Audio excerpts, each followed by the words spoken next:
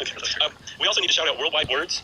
If you've never been on Worldwide Words website, it's amazing. The guy Michael Quinlan, who ran the site, he just really did some amazing work of digging up word origins and etymology and all that. And then Grayburst is another really good site that we drew from along with many others, but those two were the ones who deserve big shout outs. Yeah, before, and I think every couple of years we'll probably throw out another word and phrase origin episode because it's always fun to look into stuff. I'm an enthusiast of phrase origins. We're going to kick it off with the old on the wagon phrase. You're on the wagon.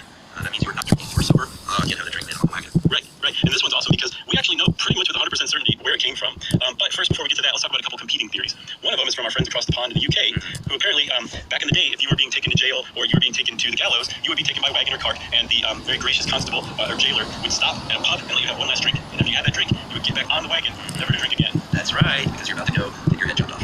Right, so I don't even know if that happened, but whether it did or not, it's not the origin of on the wagon. Sorry, good friends. It's good enough. And it's funny, anytime you do research on phrase origins, there are always a lot of competing theories, and a lot of them sound really fun and probably repeats a little bit. A lot of them are true. No, but these are vetted, man. We really worked hard to make sure that this one really is accurate. All right, so moving on a little closer, right there, sort of dances around the true origin. But this one takes us to America. We don't have to go across any continent because we're here already. And the temperance movement is what we're speaking of, where if you listen to our episode on it's called here, it's prohibition. It was the temperance movement. It was a movement of sometimes people who said you shouldn't drink, no one should drink, and we're going to make it really hard for you to drink. So the temperance movement was really happening. They would go through towns at times, preaching abstinence, and literally like parading through town, and they would almost like a church invitation would call people to take the pledge, like come and take the pledge, say you're not going to drink this devil's juice anymore, and sign this thing swearing that you're never going to take a drink again. And here, after you sign it, you just jump on this wagon and ride around through town, and you can beckon others to do the same. And that is where the origin of on the wagon came from? Oh, it's such a good idea. Not quite. It's good and it's close. Again, it dances near it, but that's not quite right. Right. It turns out it did have to do with the temperance movement and their pledge and people taking the pledge, but it wasn't a parade wagon that was being referenced. It was what was called a water wagon or a water cart. And back in the day, around the time of the last turn of the century, there were lots of towns out there that had just nothing but a dusty dirt street. There's no pavement, no oyster shells, no cobblestones, nothing like that. And on dry days, that dirt could turn to dust and blow in your face. So the water cart would be a cart of non-potable water, that a horse would draw, that would just kind of spray the road down to keep it from being dusty. And so they call it the business of like that. Sure. So these are doing on asphalt streets to make it look cooler at night. Right, so I don't know if they did it for that, but this was more practical. But the point was, the water in the water cart you did not want to drink. So when somebody who signed the pledge said something like, I'd rather drink from the water wagon or the water cart rather than take a strong drink again, that is the origin of I'm on the wagon. That's what they were saying is, I would rather drink this nasty water than drink a glass of whiskey again. Yeah, that's good. I thought so too. And then water wagon became just the wagon. And apparently by 1904 there was an article in the Davenport Daily Leader that said a man fell off the water wagon, and they felt obligated to say this was a real water wagon, not the figurative one. So it was at least drinking booze. Right, in widespread use by 1904. Right. I do too. That's good. All right. This one, I guess we're just gonna have to get into this because this one bothers me. That is exception that proves the rule. Okay. Because I fully understand what this means, and I get it, and I didn't know anyone had any problem with the phrase "the exception that proves the rule." Oh, really? So like the original and proper use of it, that's the only one you're aware of? I mean, I feel like I know what it means, and that I don't understand the confusion of what it means. Well, let's explain what some people are confused by. So a lot of people out there think that the phrase "the exception that proves the rule" is talking about like an outlier, an exception that by its very existence it shows that the rule that it's breaking is generally true. But that's what it's used. Yeah, that's not it though. That's not correct. And it's actually kind of nonsensical if you dig into it. I don't think so. I think that's how modern people use it. I think this is a case of changing language. Yes. And I think it's very easily understood. Like if I say I hate all mushrooms, but I like portobellos only, then that is an exception that generally proves the rule that I hate all other mushrooms. Okay, but let me explain why it's actually nonsensical. Like, yes, you're absolutely right. So many people use it like that it has come to mean that as well. But we're talking about like the original version, which it still holds the same meaning too. It's still a useful way of using it. It's not like archaic or antiquated. Right, but what I'm saying is, don't get your hopes up that you're going to convince me that it's nonsensical. Okay, that's fine. It makes perfect sense. Let me explain why you're wrong. So there's an adage that you only have to find one white crow to disprove that all crows are black. But does that mean that one white crow also proves that crows in general are black? I would say no, because how many white crows are out there? Right? So it doesn't mean anything. It just means the one thing that not all crows are black. It doesn't show also that crows are generally black. That's why it's generally considered nonsensical. Yeah, not black. There's a second way to do it too that says that really emphasizes the proves part. The exception proves the rule, but they don't mean prove as in like I proved it. It's inarguable. They mean it in the scientific term of test the validity of. Yeah, that makes sense, but that's not what it was originally intended to mean either, right? No, and another good example is let's say you have a rule that says you shouldn't put pants on horses. Okay. And an exception to that rule might test the validity, the viability of that rule. So there's one guy who puts pants on a horse. Yeah, always one guy. Yeah, that guy. The horse trips, breaks a leg, and that horse has just shown that rule is pretty valid, that you shouldn't put pants on a horse because that rule protects horses. Makes sense? Way more sensical than the one that you subscribe to. But finally, we reached, Chuck, the original version, the original meaning of the exception that proves the rule, and I think it's beautiful in its elegance. Well, it is, and I guess this is how I used it with the mushrooms, and this is how I always took it to mean, which was the use of the phrase is basically that the presence of an exception proves that a rule exists.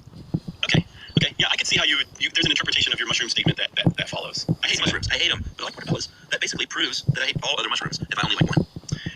Yeah, okay, so yeah, I think it's the phrasing of it that's throwing me off. Because typically when you're using the exception that proves the rule correctly, an example of it is free parking on Sundays. That's an okay, but listen, that's an exception that suggests that there's a rule that all the other days of the week you have to pay to park. There's an exception that's posted that proves that a rule exists.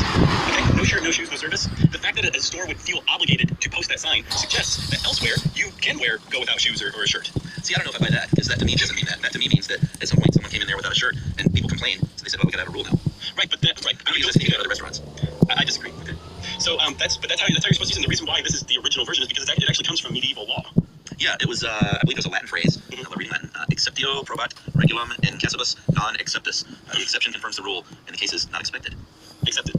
Accepted? What is expected? I got a question for you. Let's go back to no shirt, no shoes, no dice. All right. So you're saying if you walk into a restaurant and it says no shirt, no shoes, no service, you would say, hey, I didn't see a sign at that place, so that must mean you can go in there without a shirt on. If I stopped and thought about it, yes, that logically makes sense. But I think you don't have to fixate on other restaurants. It can just mean that other places in public, you could be without a shirt and a shoe, and you're not going to be arrested for it or something like that. Oh, okay. So like you got your shirt tied around your waist, you're rollerblading.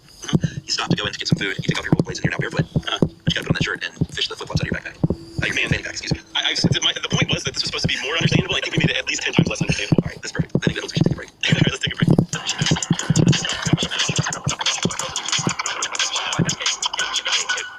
In the bleak midwinter, frosty wind may moan.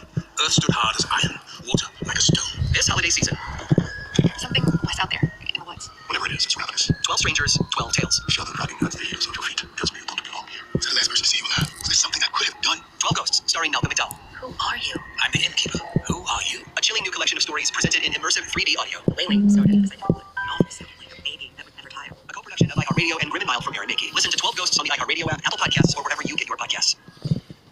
Where were you in 92? Were you bouncing your butt to Sir Mix-a-Lot? Wondering if you, like Billy Ray Cyrus, could pull off a mullet? Yes. 1992 was a crazy year for music, and a crazy time to be alive. And now iHeart has a podcast all about it. I'm Jason Lompier, and on my new show, Where Were You in 92, we take a ride to the major hits, one-hit wonders, and irresistible scandals that shape what might be the wildest, most controversial 12 months in music and pop culture history. They were angry at me. They thought I was uncontrollable and wild. I wanted to first open. So the president came after me, everybody kind of warned with madness. Can I try to put a record like that out right now?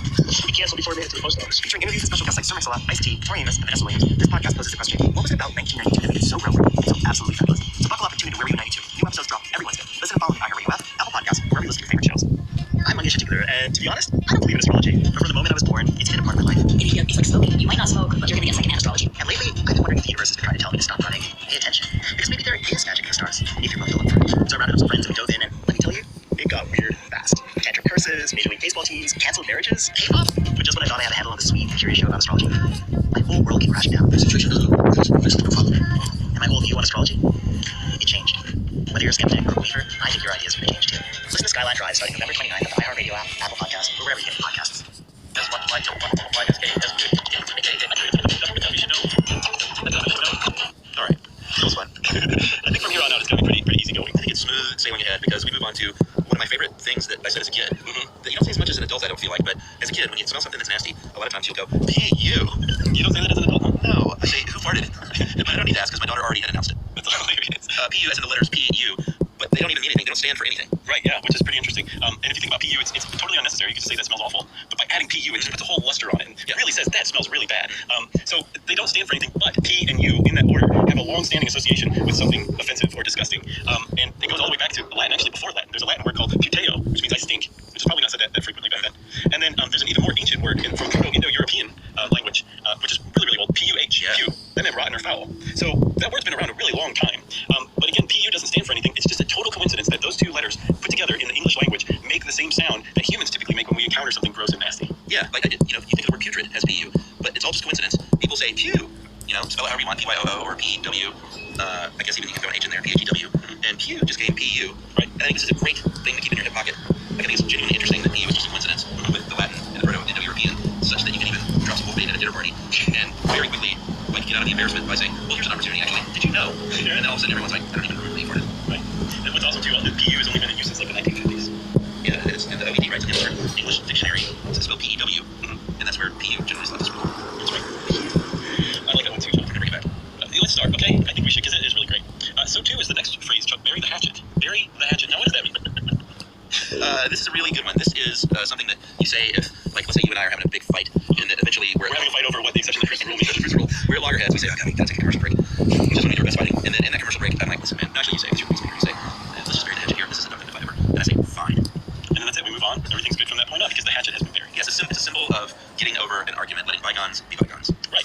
What's interesting is that it actually started out with a really literal meaning to the phrase "bury the hatchet," and the whole thing comes from the Iroquois language family that are known by their own term, the Haudenosaunee, which means people of the Longhouse. Iroquois was the French name for this group of people. That included a number of tribes up in the northeast: the Cayuga, Cherokee, Huron, Seneca, Mohawk, Oneida, Onondaga, and Tuscarora. and their whole jam stretched from Lake Ontario over to Pennsylvania and New York and all the way up to Ontario and Quebec, which means that they were rubbing elbows with the French, British, and the Dutch after the Europeans started to come over, which also means that ideas were able to spread among this group, which is why we're talking about Bury the Hatchet today. That's right. And I think it's a very great story. According to Iroquois legend, there was a treaty formed by some members of this Iroquois family, and they actually got it wrong for many years. They placed it in 1451, but researchers at the University of Toledo, go Rockets. Almost said Mudgeons, all right. That's the minor league baseball team. They got together and used oral history and astronomy data and all sorts of great documentary resources. Said actually, hey, we know what it is. It was August 31st, 1142. Yeah. So much earlier than it was believed. But in this treaty, it's very cool what happened. They got the 5 original signatories, which were the Cayuga, the Oneida, the Mohawk, the Seneca, and the Onondaga, and they formed what was known as the, say it, Josh, Confederacy. Haudenosaunee Confederacy. The French called it the Iroquois Confederacy. But it was an early model of democracy in action. Yeah, and if those University of Toledo scholars are right, and the whole thing was established in 1142, that makes it one of the oldest continuously functioning democracies in the world. It's amazing. It's up there with the government of Iceland, the Swiss cantons, and I say continuously operating, it still functions as a government entity in upstate New York and issues passports. So it's been going since possibly 1142. And the whole reason we're talking about this is because at that meeting in 1142 of those 5 nations that came together to form a treaty, two of the leaders of this treaty meeting, I guess, Degana who was a Huron, and Hiawatha, who was either a Mohawk or an Onondaga, they said, hey everybody, just to kind of keep everything peaceful and on the level, let's all bury our weapons under this white pine tree and just leave them there during this meeting, and we can dig them up afterward. But they couldn't dig them up, Chuck, could they? No, they thought this is a nice symbol, and it also has a side benefit that no one's going to get murdered probably. And a river, an underground river, came and washed them away.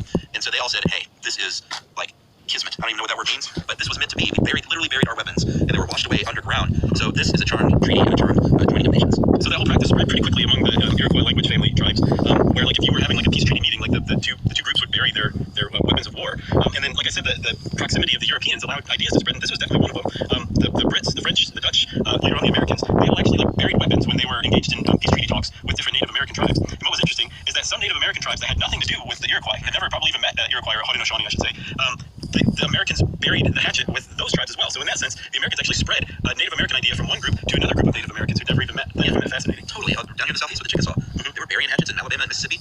And yeah, it's pretty interesting how custom can spread like that. The 1790s was basically when it became sort of a common phrase in North America among English speakers. And everyone still uses it. People still say bury the hatchet. Why not bury the tomahawk?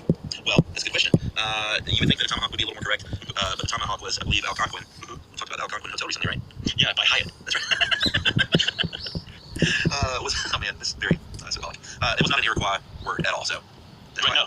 And apparently the Seneca had a word, gajiwa, so you would probably more accurately say bury the gajiwa. Bury the hatchet. So there you go, bury the hatchet, literal stuff. How about the next one, Chuck? I love this one. Short and sweet, and it has Shakespeare. That's right, and the phrase is epical. Yeah, which means you're in a tight spot, a tough situation, you got a problem, there's a difficulty over here, something like that. That's right. And it's all kinds of things. It is, but all of it means you've got a problem. You're in a tight spot. That's what I'm going to define it as. You're in a tight spot. We're going to leave it with that. And it was Shakespeare that came up with this one. Yeah, so you mentioned Shakespeare, the great play The Tempest. There's a line from in the play from Trinculo to Alonso. I have been in such a pickle since I saw you last. I fear me will never out of my bones. I shall not fear fly blowing. Very nice. Shall I translate? Please. So Trinculo is saying he's been totally trashed since the last time he saw Alonso, and he's drunk so much that he's concerned he's never going to get it out of his system. That even after he dies, the flies won't even touch him because he'll be so versatile how the hell he was drunk. He was in a pickle, which doesn't quite make sense. What does that still mean as in a pickle? But it does make sense when you trace it back a little further. Shakespeare actually borrowed this phrase, introduced it to English, but he borrowed the sentiment in the phrase from the Dutch, who had their own little phrase, in de pekel zitten. For Dutch, that is remarkably readable. Really, there's no random J somewhere. It's just all pretty straightforward. So in this sense, though, peckle doesn't mean the pickle. It means the pickle brine. Yeah. So I mean, this is also has to do with if you say you're drunk, you're pickled. That's sort of along similar lines of what that means, right? That you're sort of soaking in that pickle brine. Exactly. You're preserved. Yeah, the alcohol, just like a pickle would be by brine. Exactly. But the thing is, that's not what in a pickle means. In a pickle means in a tight spot. So at some point, 100, 200 years after Shakespeare, Samuel Pepys, I think that's how you say his name. I've only ever seen it written. He was famous for his diary, and one of the entries in his diary in 1660, he says that his house is in a pickle, meaning that's in a sorry state, in bad shape, because it was under construction. And so Samuel Pepys was the one who kind of took that term and ended up setting it free, letting it evolve into being in a hard place, a bad state. Amazing. And you know what? I actually get to follow up on the Shakespeare episode. I'm shouting out my great English professor who translated, just like you just translated. Somebody wrote in, you can always count on listeners, somebody was at Mark Hall English Building around the same time I was. Said, I bet you it was John Vance. And I looked him up, and on the whole, John Vance, former professor of Department of English, now retired and writing novels. Oh yeah, what kind of novels? It's an article from like 4 years ago, writing parody novels based on his professorship. Erotic parody novels? I don't think so. She said that she tried to get the words on, and I was shouting him out, but I just decided to go show. So, John Vance, if you're out there to hear this, you were one of the best English teachers I ever had. Very nice joke. I don't think there's anything we can do but follow that with a break, because that's great stuff.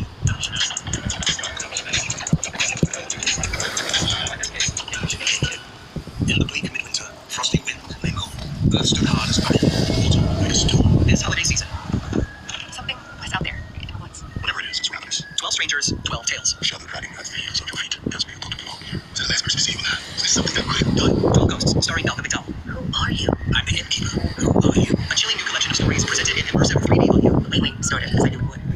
like a baby that would never tire. A co-production of iHeartRadio and Ribbon Mile from Aaron Mackey. Listen to 12 Ghosts on the iHeartRadio app, Apple Podcasts, or wherever you get your podcasts. Where were you in 92? Were you bouncing on Desert Mix-a-Lot? Whether you with Billy Ray Cyrus and Wallet Wallet? Yes, 1992 was a crazy year for music, and a crazy time to be alive. And now iHeart is a podcast all about it. I'm Jason Lafayette, and on my new show, Where Were You in 92, we take a ride through major hits, one-hit wonders, and irresistible scandals that shape what might be the wildest, most controversial developments in music pop culture history. You were angry at me. They thought I was uncontrollable in life. I wanted to The president came after me. Everybody thought I was one of their madness. I'm just trying to put a record like that out right now. Be canceled before we made it to the post office. Featuring interviews and special guests like Sir Mix-a-Lot, Ice-T, Tori Amos, and Vanessa Williams. This podcast was history. What was it about 1992 that made it so groundbreaking and so absolutely fabulous? So buckle up and tune in to Where Were You in 92. New episodes drop every Wednesday. Listen and follow iHeartRadio app, Apple Podcasts, or wherever you